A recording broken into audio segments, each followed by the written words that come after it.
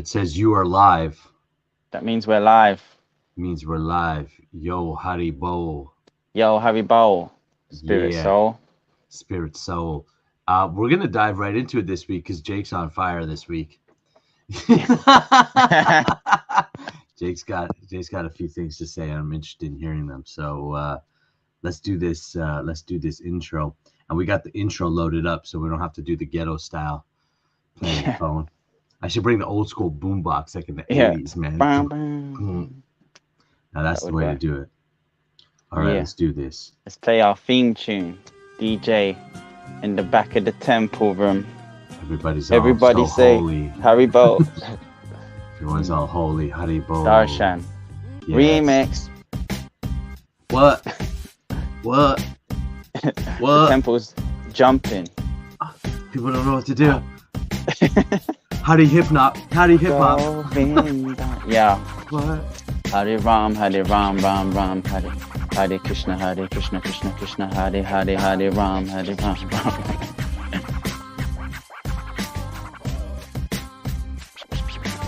Yeah. want to hear DJ Khaled in the back. We the best. Imagine that. Hare Krishna Club. Yeah. I'd go there. I'd go to a Hare Krishna club. It's just the same, but we just play Krishna conscious songs and drink kombuchas.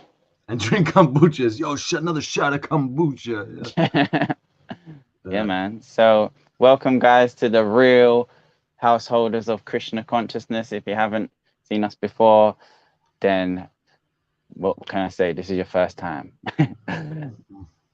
Harry Homer. Harry Homer. Homer. So Prabhu. this is a podcast where we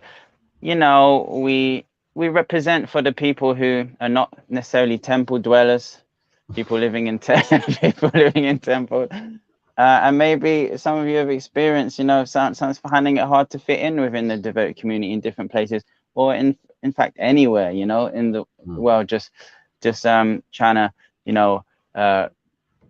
associate with people who are like-minded in our mood and stuff like that, and do our thing. That not necessarily a bad thing. We have to find our own space and way to thrive with our Krishna consciousness, and not worry so much if the community is not treating us right or whatever.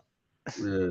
Well, it's interesting. Like, I think what you said there, like the idea that it fitting in, right? That's just I think everybody goes through that at some point in their life. Maybe not everybody. Maybe you grew up very popular and everyone you got invited to all the parties, or you just had a personality that you're like just felt like whatever, I'm cool.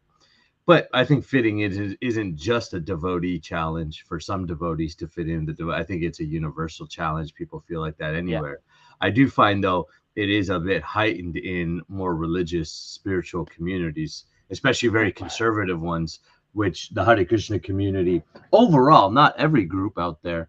That's the thing. The more devotees I meet anyways, there's so many. I can see that there's so many different kinds of devotees, right? There's so many different kinds of devotees and have different little flavors or styles. And some people are more attracted to like the farming aspect. That really has my attention these days, like the farming aspect and, kind of living in harmony with nature and such. And then there's the temple dwellers, right? And then there's like the hardcore, like brahmacharis and such. And then there's like the big Hindu community that's kind of just like somehow overtaken and just kind of to me ISKCON looks a lot like just a Hindu kind of deal now, which I think is creates an interesting dynamic anyways. At least here in Canada, I know there's some groups talking about like, okay, how do we attract the Western folks though, right? Like we're losing the Western audience, or maybe the Western audience maybe has died out, or I would consider myself part of the Western audience. Yeah. Seen that conversation in so many places, man. And I just, from what I understand, like-minded association is really stress. It's not just devotee association, it's like-minded. Of course, we can't always choose, because it's funny with the devotee community, right? Like sometimes you're having to associate with people you would never have associated with before outside, like because you're being put together to do service. So you have to make that work. And of course, there's different rasas, like you know, there's servitorship, appreciation, and friendship and stuff like that. But yeah, with like-minded devotees, that's when you really get the rasa of friendship. And with others, just like appreciation, you know, like you can love all devotees, appreciate all devotees, but some you appreciate and love at more distance than others. In fact, my friend Klaus, he said that, you know, there's some that you appreciate the further they go away. That's the more you appreciate them. That's funny. Yeah, I So think there's yeah, like yeah. I think like, you know, it's interesting because like of course like yeah, you get to I think it's it's also the blessing too, right? Like I've met some people, some devotees, you know, yourself included amongst that I would have never met unless yeah, I was a devotee, right? So it's like, so you meet all kinds of people the more you get in and get participate and stuff. And you know, I've done a few of like Bhakti Marg Swami plays, and like just this weekend there was a Rath Yatra here in Fredericton. It was a small Rath Yatra, maybe a few hundred people. Mainly Indian Hindu community, from what I can tell, came out with a few devotees from Halifax. They led the kirtans, the beautiful kirtans and such. It was a lot of fun, you know, and we got to connect with some folks that you just would never, ever in a million years meet them. So it's like everything, right? It's like there's, you know, the material world is like double-edged, right? You know, it's like everything, there's some duality to it, right? It's like, and we're coming with our conditioning as well into Krishna consciousness. So it's not like it's that different from society. No, I don't find it different. I don't find it that different at all, other than the rituals there. I when I first started coming, I thought, oh man, this is like a place of all transcendental beings. When we first come, we always think that everyone is like so advanced. Yeah, we're like, this is a place of transcendental beings. And then you recognize this is just a place of human beings. It's like everywhere other place, with of course a little bit more piety, a little bit more like, you know, a focus on God. And philosophy, other things, and the philosophy is top notch. The incredible thing why I'm there. Yeah. I mean, honestly, I'm here for the philosophy. Yeah, me too. That's why I've hung around. Let's be honest. The devotee community is a mess, just as non-devotee community is a mess. Like, but the philosophy, at least we have at least we know a way to a way out to make things work. And I think what I was saying before about like the rasas, for example, like as long as we're clear and we don't like mix them up, like, so you know who your like-minded devotee friends are or like-minded friends are, and that's where you get your nourishment. That's something I've been learning recently. Then you get that part nourished that you need, that connection, that fitting in a sense. Fitting in just means like we want to connect with people, really, I guess. Right. So you get that, and then the other people, it's just like you serve with them. But when we have expectations like that these people should really get me or be my friends and they've now done me wrong and stuff, like we're actually mixing sometimes the rasa or the expectation. Like we shouldn't expect from like everyone, like every devotee, that they're gonna be our great friend and be there for us and know everything. You know, actually that might be our fault for mixing up the expectations. Really, some we're just on appreciation and servitorship. We just hang around you guys. And then we should all have our, and for me it's a very close, small circle, like maybe 5 or 6 devotee friends I have that I will even open up to and share about stuff and expect there'll be some relationship there, and I get very nourished from that. And then when I go into the wider community, I'm just like Haribol, but I don't get into like I used to, opening up to everyone or thinking this person is so advanced, I'll listen to everything they say and apply it into my life. I'll get married in 6 months because they told me. And it's like, and then you realize, then you're like, oh, I just realized they didn't know what they were talking about. It's like, I just realized they joined last week. Yeah, but whose fault is that? It's theirs and mine, really. For that's like, there's always 100% responsibility. I think that's just like, you know, like the blame game is kind of easy, right? It's like, oh well, it's obviously their issue, but there's you know, again, like you said. But I think what you're describing too, again, to me, that's just life. I've learned that. So my life, like, it's interesting because if I reflect on what you're saying, I'm like, that's always just been it. Even before I even knew what being a devotee was. It was like let's say growing up in school, there was like the larger school, right? You know, like just everybody, you know, I had like 2,500 kids in my high school. So there's 2,500 kids. There's no way you know everybody in that high school, right? Like, you know, and then you have like kind of your grade and your you know, the larger, even your larger crew, right? Like, you know, maybe there's like 100 of you that end up always at the same parties, or because you're kind of in the same networks or whatever.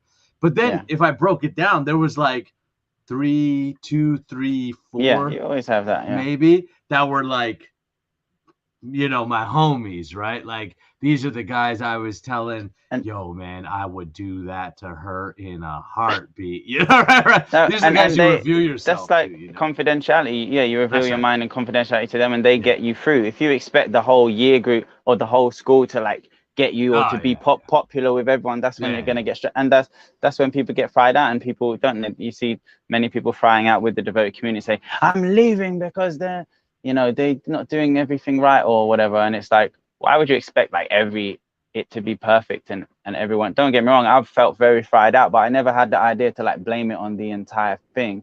And I never, like we've spoken before, I never felt like, oh, this is the end of Krishna consciousness for me just because something didn't work. Like, it depends what you're going there for. Like, are you going there socially? Like, some people go there more socially, so they've got an attachment to how this is going for me socially, being with the Hare Krishnas, and then when it doesn't work out socially, they're gone. But me, I think you explained before, I never went socially. Like, I went just for knowledge too. So as soon as someone's acting weird, I'm just like, oh, well, that person's acting weird, I'll carry on learning the knowledge. Like, I don't get the connection personally between the social thing and the philosophy, because for me it's just like, I didn't go for that. I wasn't going to make.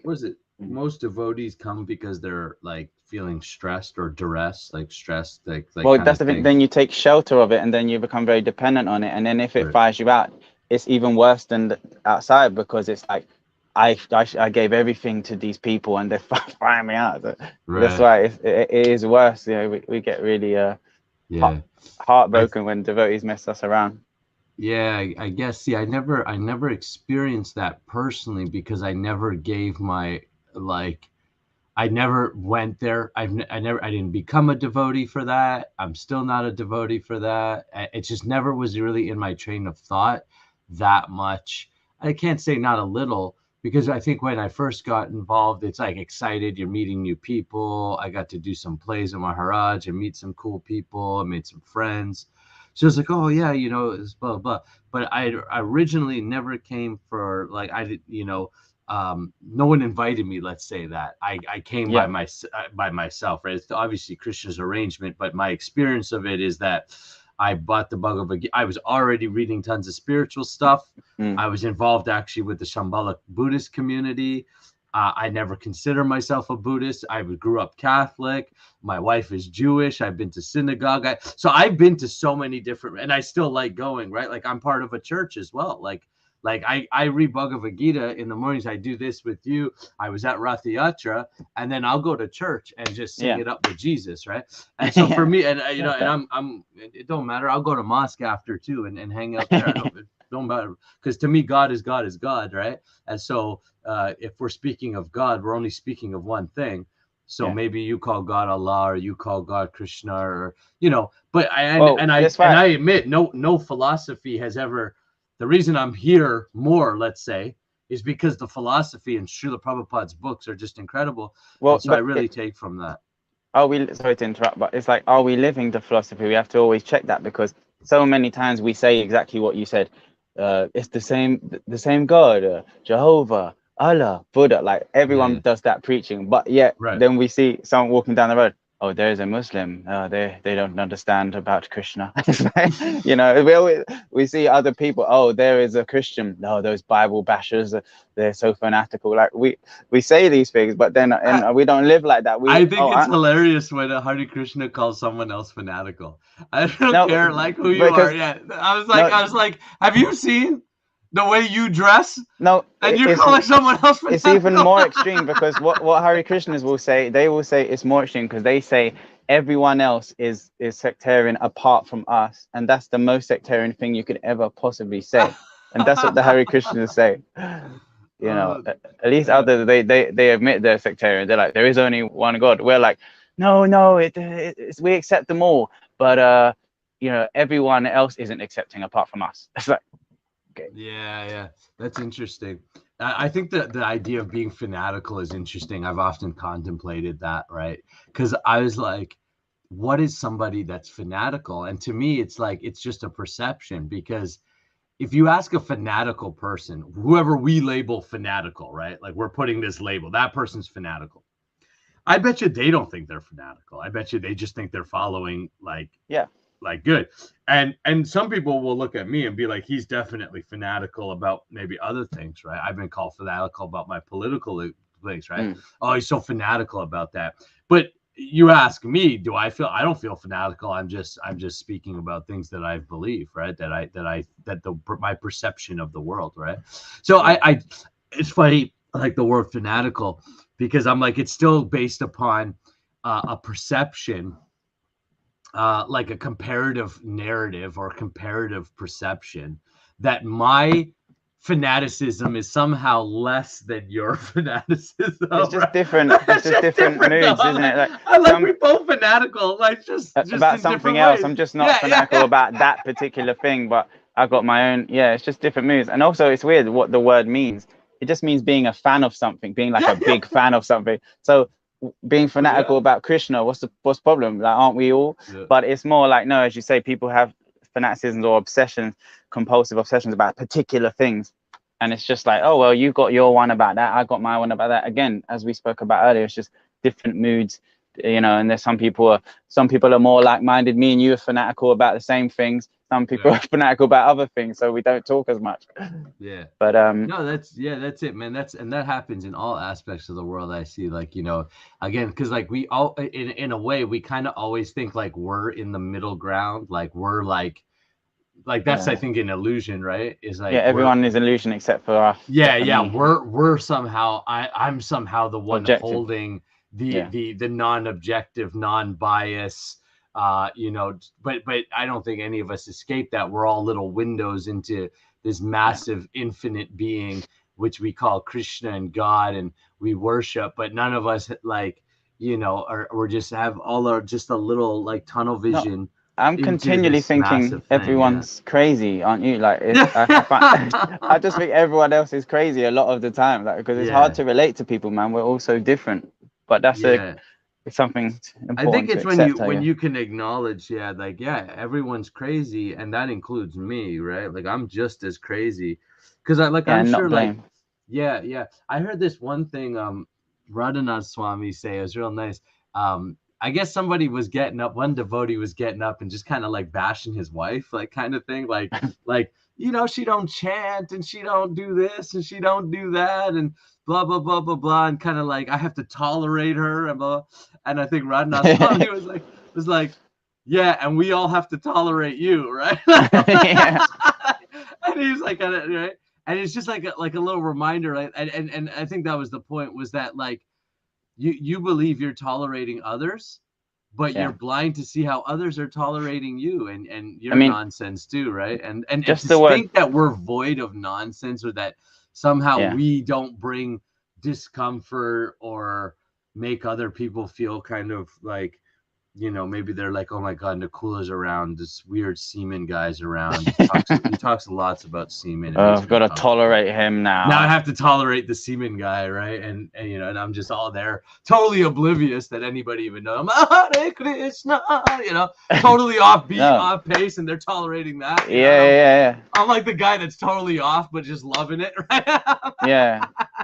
But even if you think about it, the word tolerate I keep going into the words now, but tolerate just means like you assume that someone else is nonsense. We think it's so advanced to say, I'm so tolerant, I tolerate. But even having that word come into your mind, you're basically already assuming everyone is nonsense. I'm so good at tolerating. What if we just didn't have the idea of even tolerating? Just like, no, they're cool. Like, it's there's an assumption under it that this person is nonsense and I have to tolerate them. You know, we're always busy tolerating. Why not just don't have to tolerate, really? I don't tolerate anybody. Like, that's, for me personally, I don't really tolerate things, because if I don't really want to do something, I don't do it, for better or for worse, right? You might be like, oh, that's, I'm just like, nah, that's not for me. But that's consciously navigating and being just like, that's not for me. Like, not everything within the devotee communities for me, right?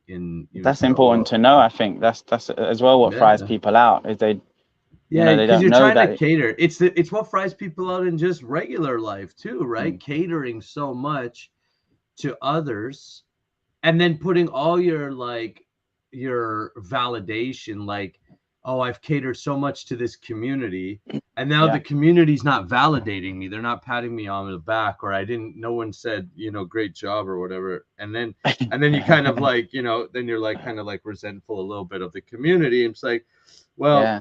yeah, well, the community's job. I don't see it as anybody's job to pat me on the back, so I don't necessarily see it like or anything like that. So it's just like I think it's just important to like know. Again, I think it's all about why are we there, and I don't know the answer to that as individuals. Some people, I'm totally there. Okay, I was part of conspiracy theory. I was part of the Freemason Uh-oh. Got to Lodge. tolerate this now. Oh, you have to tolerate. He does semen retention and he's a Freemason. Yeah, and I don't consider myself a Freemason. I just did the first few degrees and I didn't see any satanic rituals or anything like that.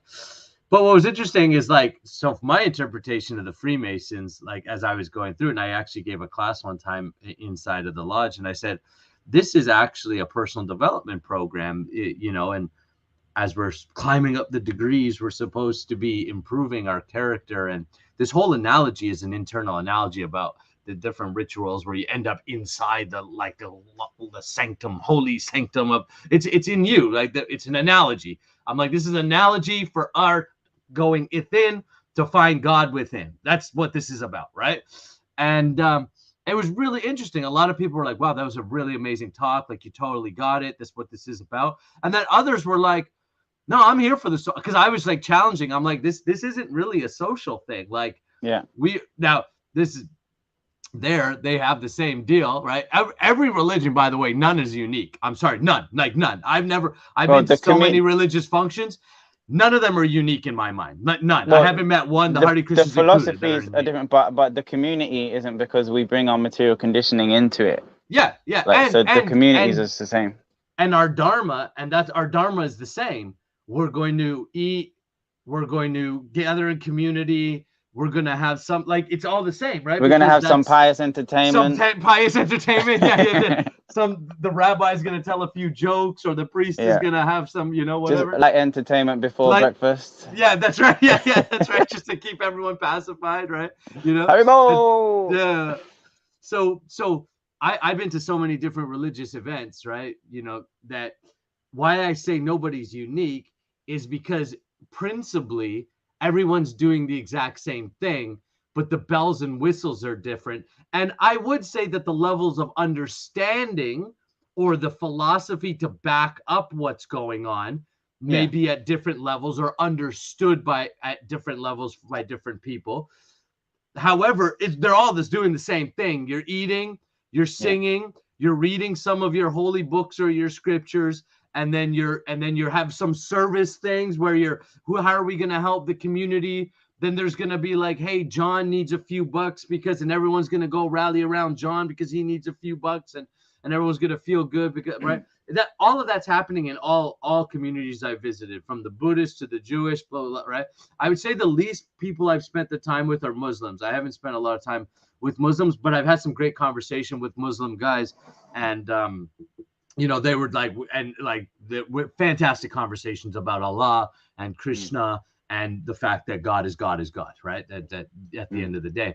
And so it's really interesting. So I don't see anything that unique within the devotee community. What I do see unique about Srila Prabhupada's ISKCON is Srila Prabhupada and his books, right? So the philosophy and the Vedas have such tremendous philosophy. And I do buy into that all other philosophies' root is in the Vedas. Because I've seen so many others. Really. That's right, and that's why I'm here. Because for Prabhupada and the philosophy, and like my Guru Bhakti Swami, I love him. I fell in love with him as well, or his spirit, I should say, like just how he's being. It was never anything he said or some philosophy he gave me that really was like, but it was just his way of being. It was just like, and see, to me, he's not like the other devotees in a large sense, right? Like I find him like I was telling that story where we were out preaching, we were doing Harinam, and he goes up to these kids, and these kids were like 15, 16, whatever. one kid's just lacing a bong, just like the biggest freaking bong, and he's just like puffing that up. He's all, and Maharaj is there giving him his card, like, oh yeah, you might want to chant and blah blah, right? And, you know, and I just thought it was great, right? I just thought, look at that, like, you know, no judgment, no, he wasn't, Yeah. and all he had to say about those kids after, they were just like, they were being all crazy and stuff. All he had to say was, man, they have a really nice spirit, you know? Yeah. It's just like they're alive. And that's all. He just appreciated that, right? And Vaishnava is supposed to see the best in everyone. That's our practice, is to see the best in everybody. But it does. But as soon as we start looking for others to then somehow see the best in us, I think that's where we start to like, well, we start to get wonky, you know? I appreciate that what you said, that because before we came on, I was saying, wasn't I, that I'm a kind of tired of catering to the devotee community a bit with the music I've been doing, and I have to watch whether I'm doing that, whether I'm, oh, they don't appreciate me enough, or whether it's just a thing that, oh, where am I putting my music, how am I delivering it now? And I was getting a bit angry sometimes, like, oh, I'm not appreciated enough, but actually it's a good thing, because it's, as I said, it shouldn't fry us out. It should just be like, I can do my own thing anyway. I can do my own thing anyway. I shouldn't expect. But yeah, I do feel like that sometimes. And that, I think, you know, I think with your music specifically, like, I really like it.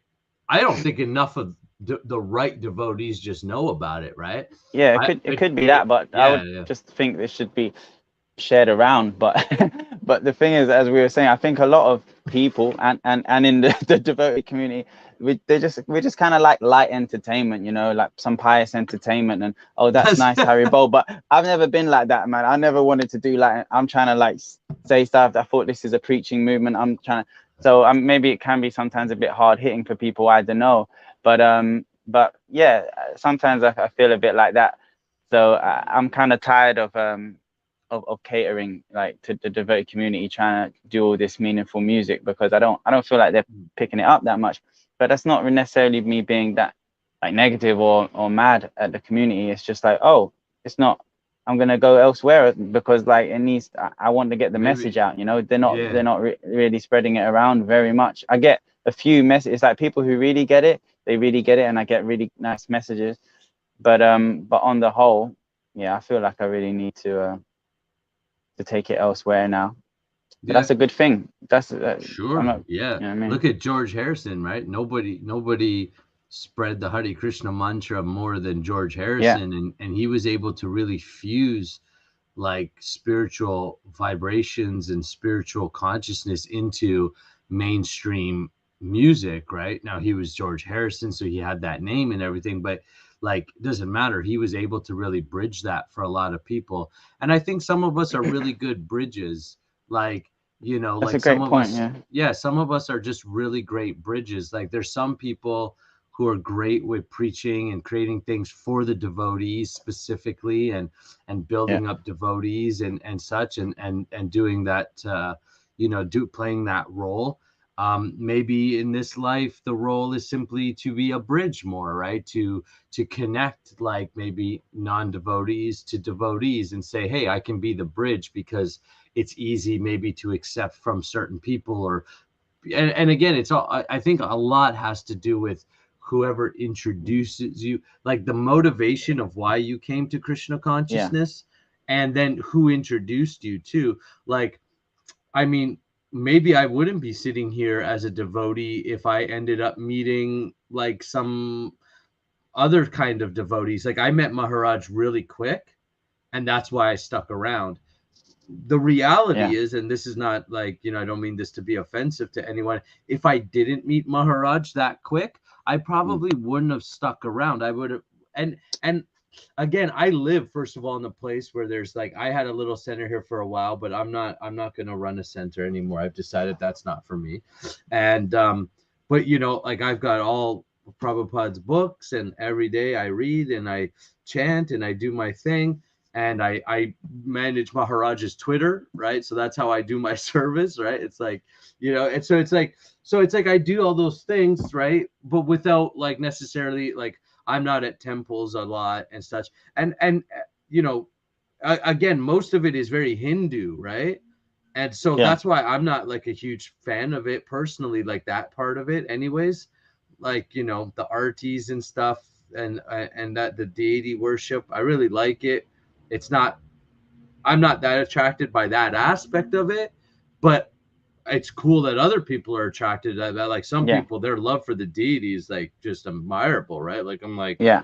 that's your attraction to the deities. I don't have that, and I'm cool with that. I think the big thing is just being cool with where you're at, and I That's mean what. that's something Yeah. overall that I talk about, right? Like No, that's just be something cool where you're at. I admire about you, and kind of almost want to get that from you, because I always like I've seen that about you, and I really want to do that too. And I think that's almost the essence of this podcast, you know, is saying wherever Yeah, you're at, it's cool, the real householders of Krishna, real. wherever we're at, we have to just be honest and live from that authentic place and try and progress in our Krishna consciousness, but be really honest about where we're at, you know. And this has been a good conversation for me, man, like, because yeah, I was getting a bit like that as well, you know, like I've given everything to this movement, and yeah.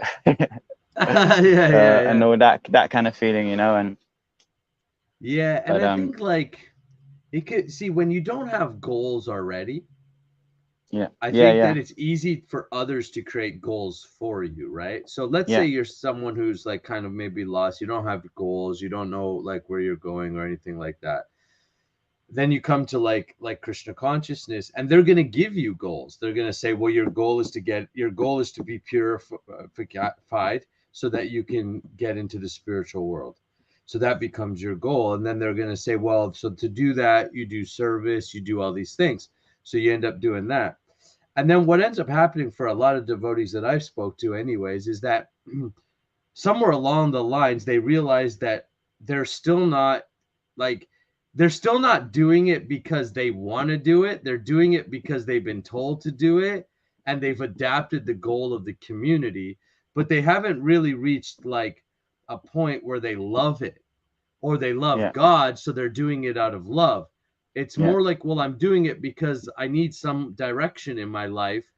It looks like these people have direction. That's attractive. So I'm going to go and I'm going to find direction. And then depending where somebody's at, right? Like if you're like on drugs and alcohol and all these things, then it becomes really appealing because here's a yeah, yeah. community that can help you clean up. And that's a great thing. That's a great goal for someone like Totally. that. Right? It's a But great thing. but it's not. Yeah, Yeah, but I just find like as time goes on, the bigger questions of like, well, what am I specifically doing here then? Like, or this yeah, still comes into and play. if I'm gonna go back out into the world, how will I integrate those things? You know, I'm not sure Right. we're quite good at attracting people who kind of have no goals, and that is one type of person that comes to Christian consciousness. Not someone who has no goals, but someone who's tired of material life, you know, pretty much. And then we like, Yeah. you know, and then as you say, that's a great turnaround for someone like that. But we're not so, I don't think, good as a community attracting people who are quite materially stable, not just because they're not interested, but because we don't have that many examples of it, like who already have goals. Because sometimes what can happen, like it Yeah. happened for me, you know, I already almost had a big record deal before I came to Krishna conscious stuff, loads of goals, been working hard all my life, focused on my goals. It was almost like sometimes devotees were saying, oh no, forget your goals, they are, you know, they're Maya, your goals, you know, those are not, it's just forget all your goals and just surrender and stuff like that. Yeah. And yeah, in a sense, it's kind of like I've I've I've had some realizations from that, and my intention has changed. But actually, I feel like I'm coming back to my goals now, like, Mm. because that's still what I've got to do in my life. Actually, like, you know, as a householder, as a person, I still, you know, okay, the intention is important behind it, but yeah, we should still have goals as to, and be honest about where we're at. And you know, I was Well, getting a bit goals. worried I was going to throw Yeah. all my potential away just because I joined the Hare Krishnas, you know, and just like, you know, like I say, had a big record deal, and then I joined, and then it's like, oh, forget all your goals forever. And it's like I'm kind of coming back to, nah, man, like, like I want to do that stuff, but just with new knowledge, you know, like Yeah, I not don't think it's about that, you know, and forgetting. I think you have to have goals or anything because if not, again, I think that's what happens with a lot of people in life, again, in general, is just that yeah, actually there's statistically most people, I think only 3% of like graduates out of university have written down goals. And I don't consider that you have a goal until it's written down in front of you. To me, if you have if you have just general like, I want to be successful, I want to be a good devotee, Yeah, well that's then not a goal. you'll get That's led just into wishes. Yeah, anyone yeah, yeah. else's goal. You'll just take Yeah, that that's not because a you're real like, goal. and then you're like, Yeah. oh, this must be a sign because I don't know my goal and someone has given me a goal. It's like we always, Yeah, yeah, when we yeah. don't know, when we're not fixed, we go, this must be the arrangement now that I'm doing. And then a little Yeah. while later, we're going, oh, this wasn't right for me. It's like, because you weren't clear about what you were Yeah, you doing, weren't clear. Yeah. So I think that, and that's the one thing like chanting does. Chanting helps get you clear. That's why I think sometimes then people may, I don't know, but they may discover then, you know what, actually I do have some goals or I have some things, but I want to now, I want to do it with Krishna in my heart. I want to, Yeah. it's not necessarily that everybody's just going to come and, be temple And dwellers forget and all their give up material everything and goals. forget, like that may be the rare person, right? Like that might, No, like, and I'm that's not saying it okay. doesn't, yeah, and that's fine. But again, this is, I guess, being not just only knowing where you're Yeah. at, then being okay with where you're And at just and trying to not trying to spiritualize where be, you're at as much as you can. yeah, Spiritualize those goals as much as you can, or aspects of your life, but don't like fry yourself out and get. I'm sick of feeling bad like about everything, like just because like that's the I'm not at that Catholic point. guilt. That maybe it's Yeah, the I'm not Hare at that Krishna point guilt. where I'm just like able to do it all perfectly, and but at the same time, yeah. So I've just been tired of that. I can't really do that anymore. I got to be in the world now, like Yeah. connected to this world and living and trying to be as Krishna conscious as I can, but can't be just like feeling bad about everything all the time. No No, thanks. they call in the Catholic world, they call that Catholic guilt, right? Where like it's like a running joke in the Catholic community that's like, Yeah, you feel guilty? Of course you're Catholic, right? Because yeah, like yeah, yeah. your whole existence is sin, right? Like, so it's like the whole thing is sin, right? So the same philosophies here as well. But Well, I look some at of us Srila take on that. Prabhupada and them, and I'm like, he didn't look like he was walking around with guilt No, or no, it's not. shame, It's not actually in the and it's philosophy. It's not. just we take Yeah, that on, and it's again our tendencies. yeah, yeah. Um, and maybe other people put that onto us, but we're also somehow attracted to those people, and we want that somehow. This weird guilt complex thing. So that's for Well, we us to are. work through as Yeah, individuals. a lot of us, I think, we associate guilt with caring. Guilt, shame, regret. These emotions. Um, it's often a way like, are you not mad at that, or don't you feel Yeah, yeah. guilty now? It's It's like like, you're just not like, gonna care, and you're just yeah, gonna do you're just anything not if you gonna don't. care. Yeah. Like So if I lose my guilt, I'll just do all kind of bad things. that's right. Yeah, yeah. It's like someone actually asked me, a coaching client, a one-on-one coaching client that I was working with, said, was asking me if I had any regret for running in the last election or anything like that. I said, no, I don't feel regret, guilt, or shame. I said, these are three emotions that are useless. I said, they're only good for a certain amount of time, a very limited time. Just Like, for yeah, holding instance, on to them is to not good. They're hold, all useful. yeah, they're all useful. I said, so if I have some guilt, it's just telling me that I've crossed the line in my It's own positive. moral boundaries. Yeah, so it's a positive. That's all it is. It's just They're being emotionally legitimate emotions. intelligent. Yeah, Yeah. it's just learning to listen to your emotion and say, "Oh, okay, I feel guilt, but I'm not guilty." Like, meaning I'm not identifying as a guilty Yeah. person, and They're I'm not basically gonna. signals. They're signals to action. So the guilt Yeah, comes in and it's like, oh, you've done something that's below your standard. Try not to do it again. Thanks, guilt. Bye. Like that's as long as you that's it. should feel Yeah, guilty for. yeah, that's what it is. It's learning emotional intelligence. It's learning how to read your emotion without necessarily acting from the emotion or Or necessarily dwelling believing that the emotion is somehow serving some greater purpose, become like, your identity as yeah, well. Like oh, I feel guilty, or so it must mean that I'm just a bad person, or no, look, we've all done bad things and good things, and even good and bad is, I won't go down that rabbit hole, but it's all questionable because it's all part of a perception. So there are some things that are not questionable, like God is omniscient, omnipresent, omnipotent. To me, that's not questionable. God means that which is omniscient, omnipresent, omnipotent. So to me, if that's what God, there's no question there. But there's many things that you might be like, oh, but God is this way, or God is that way, or this one guru says do it this way, and this other guru says do it that way. Of course, because other than the very hard truths, like God is omniscient, omnipresent, omnipotent, it's now interpretation, and it's more like, okay, how does this one guru live it out? And you can see even within ISKCON, different gurus put emphasis on different things based upon their perception, and then they'll attract the people that is for them. So it's like, it's to me, it's no problem though. The only issue is when we start making it like, you're not doing it like me, so therefore you must be wrong. I'm like, well, you don't know that. I don't care who you are. You don't know that. None of us are God. So none of us know that. None of us really know the destiny or destination of an individual soul.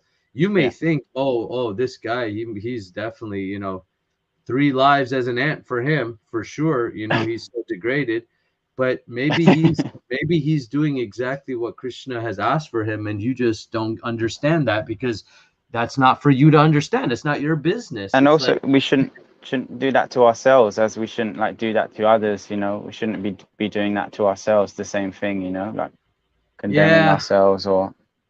Yeah, it's all again, it's all based upon you're still the center of your world, so therefore you're suffering. And it's like that, right? Like that's if you're the center of it, you're suffering because and it'll everyone never be else good enough. And everyone else is weird and making me suffer because they're all crazy. And not fitting in, they're not appreciating me. Yeah, that's right. Yeah, that's right. All that kind of stuff. So, I mean, I think it's very human. I think we all do that stuff, and I think it's pretty normal, especially like, I've seen. It's funny. It's like we came to Krishna consciousness. I mean, I wasn't born into a devotee family. I didn't think you were. Or were you? Yeah, no. No. So, we came to Krishna consciousness, kind of like later on in life and such. I see people getting fed up with Krishna consciousness who have like second or third generations and were born into it, right? I see them more getting fed up. Like, not all of them, of course, right? I think overall the movement's still growing, but the individuals within the movement, people will come and go, and maybe for some people it's just a certain amount of time, right? Like they've received maybe what they needed to receive in this life or at this time, or what they're ready to receive and accept. And that's cool too. Like, see, for me, spirituality is nothing that should ever be forced onto someone. I highly respect free will and choice for people, right? Like, I think that's a principle that the more and more, this is a little bit political, not like just like politics, but just like what's happening in the world overall. And I can see it happening in ISKCON, and I'm not involved with ISKCON leadership or politics or anything. So my opinion is of pretty much a spectator, but I see it happening in many areas of society anyways. Things that I am more involved with is that everything is going a little bit more to centralization. Yeah. So what ends up happening in any centralized system is that centralization is always generally happens because there needs to be some congruencies or standards to keep things together. So the idea to centralize things becomes like, reasonable, right? The challenge with centralization is that the more you centralize, you get fewer and fewer people creating the like basically setting the tone for everything.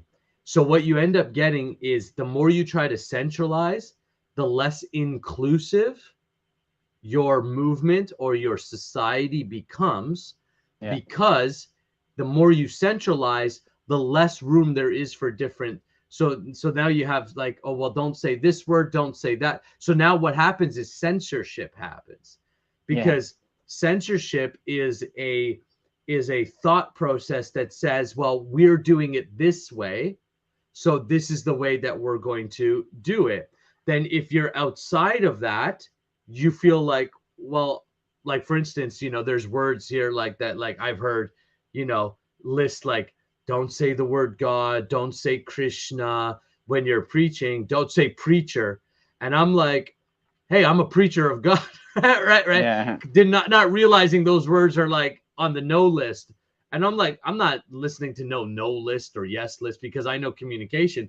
And I'm like, 7% of it is words. So who cares what the words are? You're focused on words when that's the last percentage of communication.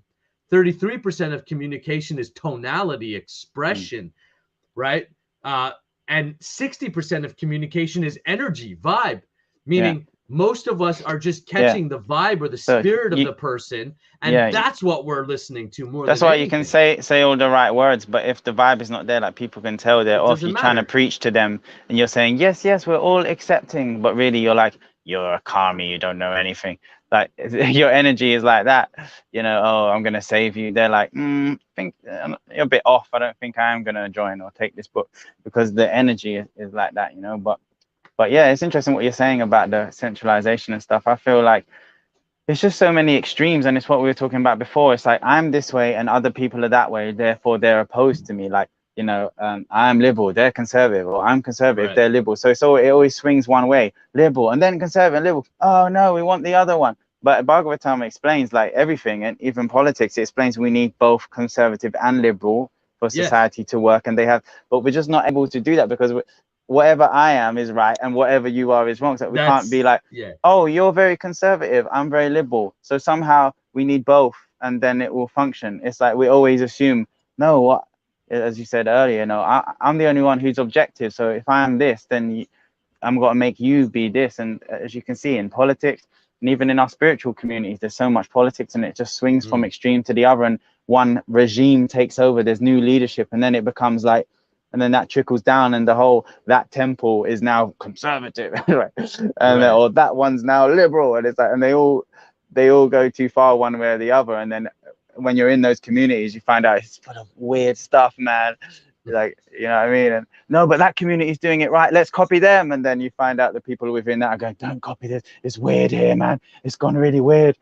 Like, Yeah. So yeah, that stuff is just humans, man. Like that's happening all around. I mean, we see it in politics, right? Like the again, the extreme or fanatical. But again, I question what's fanatical to one person is just normal to another person, right? yeah, A lot of people like Muslims are fanatical. They sometimes have that reputation.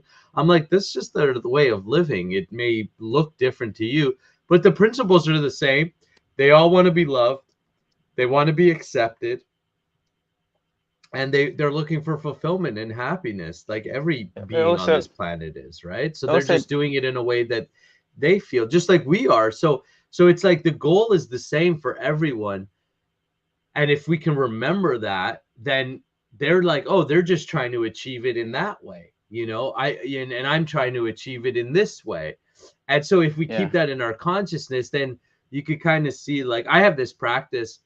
Like I went to a market, like a farmer's market over the weekend, and there's tons of, people there and different types of people. And I was like, in a way, I was trying to spread my awareness through the whole market, like to see if I could just like feel the whole market. And what I could see there was just like everybody acting out their different roles. The cooks were cooking and the sweep cleaning people were cleaning, and so we were just like a little society in that market, a little ecosystem, no different than the ants or the gorillas or the and but we're just supposed to be doing it a little bit more consciously, right? So we don't have to necessarily do all that stuff because it's not necessary. Nature generally is taking care of most of that stuff, but we end up creating a lot of work for ourselves because anyways, like, but so the point is that this, when we have centralization, and that's happening in ISKCON, then there will always be breakoffs and factions, and let's say those who are a little bit like myself, a little bit rebellious in nature, a little bit like, well, I'm kind of a little bit of like a lone wolf. I'm going to do my own thing. I'm happy with doing that. And I'll plug in as I can, the type of thing. But I think you're going to get more and more of that. And that's what happens in countries and nations as well. They try to centralize. I mean, Canada's going through this right now. Everything's becoming more and more government heavy, for better or for worse. I don't care what your political beliefs are. But the fact is things are becoming more government heavy, meaning the government is in charge of more things. They're slowly regulating industries and taking over those industries, and we're going to distribute it to the people and blah, blah, right? And so what ends up happening is there's a whole rebellious, uprising now against it, because it always happens, because this is the material world. That's the history. It's not the first time it's happened. It won't be the last time. So ISKCON, as a society within a society, as an international society which lives within larger societies, ISKCON doesn't have the influence. Maybe in certain places it has some influence, but it doesn't have any real, other than within itself. It doesn't have an army, and until you have an army, you're not a society. Like, it just comes down to that, right? Like, you're the beginning. ISKCON is a society. I don't want to sound like I'm discrediting it, but when it comes to the geopolitical space, unless you have guns and an army, you're not the shot caller, right? So and so ISKCON still has to obey and operate within the laws of each individual society that it's operating in. And then you have the internal ISKCON politics, right? Of like, okay, so now, like, a GBC, which is a centralized body, and the role of the GBC is very questioned, right? Like, by some, right? Well, is the GBC, my understanding when I read it, is that the GBC handles the business. They handle the business of it, the administrative, right? Here's our properties, maintenance of properties, and these type of things. GBC is now calling spiritual calls, though, too, right? So they're doing spirituals, well, we're doing this, we're doing that, right? And like, I know when I went to get initiated first, I got offered initiation. I was actually going to get initiated, and then I couldn't get initiated because the GBC just introduced this whole testing process where you have to now test and stuff, which I understand. The concept is that they want to keep a certain standard. So now there's a testing system, and this is centralization. This is just what happens, right? Honestly, it turned me off a little bit, because it kind of was like, but that's not the relationship I'm reading about in Sastra. When a disciple goes to their Maharaj, their guru, that's between that guru and them. And not what's funny about some GBC testing, like I'm online doing, and what's funny about making all this commitment to ISKCON, and I got it, but I have to be honest, like, because that's my commitment, is only just to be honest. I have no other real commitment other than that, right? And say I'm going to be honest in my journey here. I say my honest thing was, at first I was a little bit turned off by it, only because I'm like, oh, and I get this is a me want, so whatever. I put it aside. I took initiation and that stuff, but it was a little like, I was just like, oh, it's never what I guess it was, just felt inauthentic. It was like, here I have this relationship with my guru. He's offered initiation. I've accepted. I've aspired to it. I'm now getting it. Now I have to do this institutional test. Basically, this institution has to verify it. So I do the test and blah blah blah, and then Maharaj can now give me initiation. And I thought, so am I taking initiation with Maharaj, or am I taking initiation with this institution? In my heart, I am not taking I take initiation to Maharaj, who links me to Srila Prabhupada, who links me to the rest of the Sampradaya, all the way up to Krishna.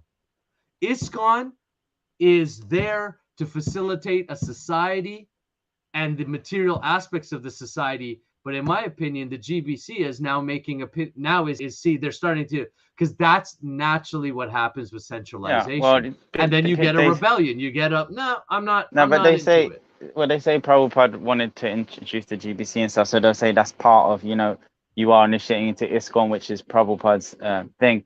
But what I was going to say is, what's funny about the Guru Disciple course is, like, it's just like a really simple, like, course, right? It's funny. It's basically the questions are like, don't be an idiot. Like, it's like what should you not do? and you got to write out, I'm not going to hold a picture of my guru running around in other people's faces of who have other gurus saying my guru is the best, my guru. It's stuff like that. It's like, this is what the questions are. It's Yeah, it's like, like kid and shit. it's like school, you know, it's like, read this and repeat back. What is a guru? What should you not do? You should not, like, and it was like the most obvious stuff. Like, I don't know why they put that in place, like, because maybe people were doing that, and if so, then I guess they had to. But it's like, who was doing this stuff? Like, who was getting initiated and just going, I gotta do, like I don't know, but it's like, it was the most bizarre, like, question right? that were just like, so like when you have to do something at school, or like these tests for the government, when it's like, write all your, and it's so obvious, like, oh my gosh, I just wrote my details, you know who I am. It's like, you got to write it out again and again and again. And that's a little bit what, like, that the course was to me. It was just like some funny questions. I was like the other one too is like, you promise you'll never leave ISKCON this time. I'm like, that's like a death. That's like when a man asks a woman to marry him and they're like, promise me you'll never leave me. If you have to make your wife promise you that she'll never leave you, it's probably because you know the potential of her leaving is there, right? Like you know, that it seems a little bit desperate, a little bit like, the point of marriage is not to leave. The point of initiation is to not leave. So it's just they have to bring in this official stuff. Yeah, it's like, we have to make it official so people understand. And it's like, well, if they don't understand, then again, then maybe that's the guru, right? I don't know, right? Like, I don't know. All I'm saying is that it was a little bit like, to me, it took away a little bit from the spiritual experience of it, like, in my opinion. And maybe some will say, no, it adds to it. And again, that's cool. Like, that's just perception. For me, you know, one thing I wanted from my guru too, like, was from my guru. I didn't like want anything really from him, but one thing I wanted in that relationship was that, like, I wouldn't take initiation to a guru that I couldn't, like, call or have a conversation with, right? Like, some gurus are so big. You take initiation to the guru and they don't know you though, right? And you don't know them. It's all through, like, proxy, right? You know, maybe some, right, this type of thing. I wasn't going to go down that road. I was like, if I can't pick up the phone and call my guru and he can't, then to me, no need, right? Like, it's fine. And you know, that type of thing. And so it's like, you know, like again, but when you bring in centralization, you will bring in more politics. And then what will happen is you will get more factioned off groups, because the more you try to centralize everything, then so again, in the name of inclusivity, you will start to exclude more and more people, and it will start to, because it's just, you'll start to have less diversity within that community, because if only a small amount of people are making the decisions, or their consciousness or their ideas is what's trickling out, then that's what you'll have. And I'm not saying that's a good thing or a bad thing. I'm just saying that's a what is thing. When you centralize, this is what happens. History has shown us this many, many times. When you decentralize, you also get more diversity, and you get more flavors, because you have more people putting in their uniqueness to it. They're I'll start a temple and we're going to do it this way and that way, and blah, blah, blah, blah, blah, right? And I get it. There's a balance between, you need both. A balance between, you know, the standards and everything, and then introducing people. And I'm not saying it's an easy job to be a GBC or to be any leadership position at all. I'm not trying to downplay that or even say again that it's a bad thing. It's just more of like, I'm trying as best as I can to be like, obviously I'm biased towards decentralization. That's just a principle thing for me.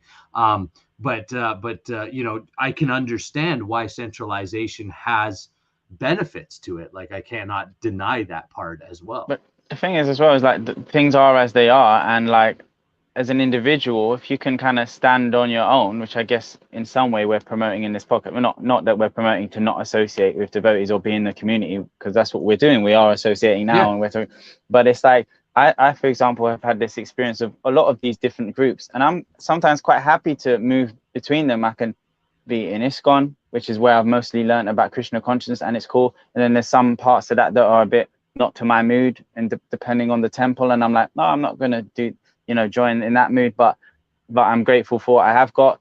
than even some other like Krishna conscious sects I've been to and seen them, and you know, I'm like, that's kind of cool as well. And then devotees like, you're so controversial, why are you talking to them? And it's like, they're kind of cool, like the, you know, or Krishna West. Like, I'm not personally part of Krishna West, but I've done some chats with them and met some people from there, and I think you're really cool, like, you know what I mean? And then even Ritviks, like I've had the people who go on about the book changes all the time, like I've hung around with them for some time, and I was like, wow, they're so committed to Prabhupada and stuff. But I don't like have this feeling necessarily, although at some point that those times were challenging at times. But now I just kind of feel like I don't have a need to attach to any particular group, so I don't get fried out if I'm with any of them. It's like I can go and, you know, take part in all these, move in all different circles, and still, you know, try to find the Krishna consciousness there. And so I kind of feel like that now. Everybody's serving at their best capacity and capability, and I think,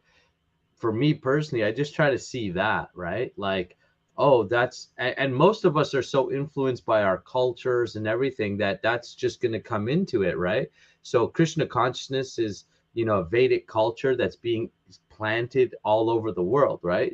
It's right. So it's going to take on different flavors and ways, because, like, for instance, the food, right? Like when I was in Brazil, and I went to a devotee's house, and they had a Govindas and stuff. They were serving a vegetarian style Brazilian food, right? And it was like, so it had a whole different flavor to it. And even the way he had his whole place decorated, you could see like Krishna and Prabhupada, and he had all Prabhupada's books. And so you could see all of that, but you could also see the Brazilian culture and his vibe, because he was a surfer and like a beach guy. And so you could see his vibe all, and I thought it was just beautiful, because you can see he's dedicating everything to Krishna, but he also isn't losing his vibe. Like, he's a surfer dude, and he's like being real about where he's at. And I bet the energy of that was quite authentic. Awesome. And you took to, because he wasn't pretending. We went back. Of course. We went back, and we went back again, because we just so enjoyed the atmosphere, because it was just real, you know. Amazing, man. Yeah. Anyways, bro, I got to hey, Nakula, can you tell me Lord Krishna 10 name? I think 108 names, you mean? I mean, he's infinite. Anyways, no, we're not going to answer that right now. Anyways, actually, I forgot. I have a call I'm supposed to be on at the top of the hour. Yeah, we can. We went on a bit. We're supposed to do the Bhagavad Gita and mid thing, but we carried on talking. Next time we'll stick to our structure, but it was cool.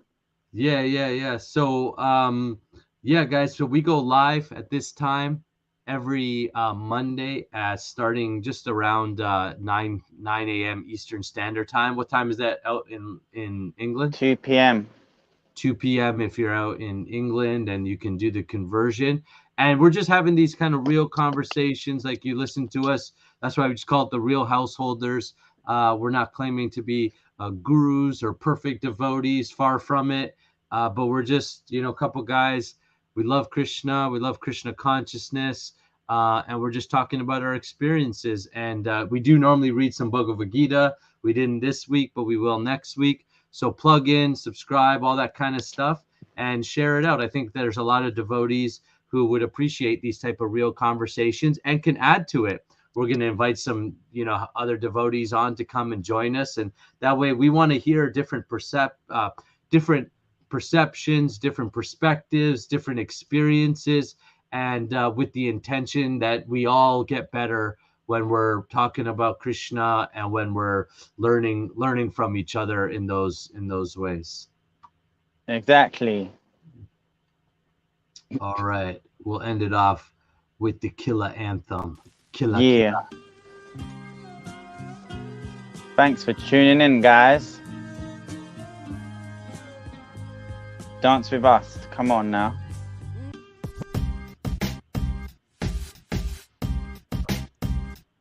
Homer does. Homer Prabhu. Oh.